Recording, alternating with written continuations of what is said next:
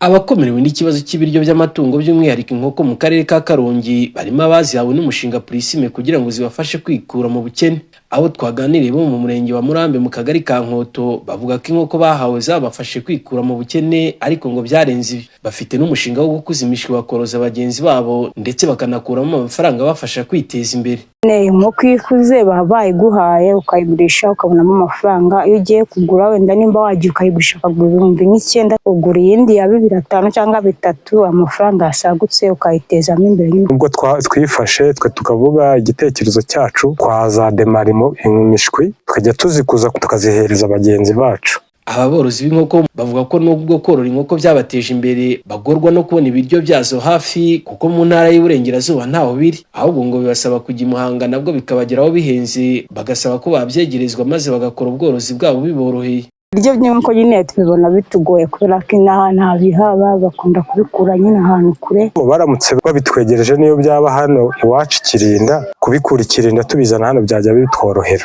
Imbogamizi zikunda kuboneka muri ubu bworozi bw'inkoko ni iby'ibiryo. Ibiryo biri kugura amafaranga menshi kandi bitumizwa hariya i Muhanga. Haramutse rero habonetse umushinga wakora ibyo biryo tukajya tubibonera hafi bugufiya byatworohera.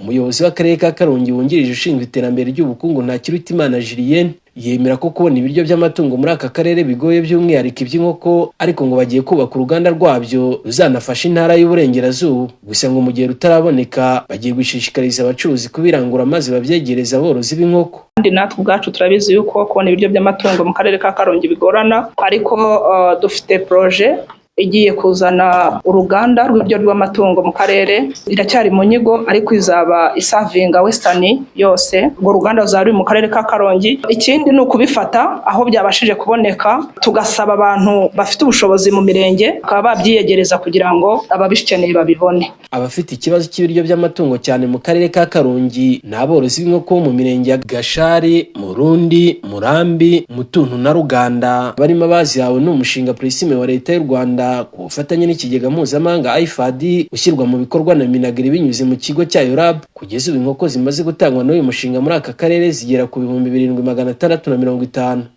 Jamari Habarurema, Isango Star mu karere ka Karongi mu ntara y'Uburengerazuba.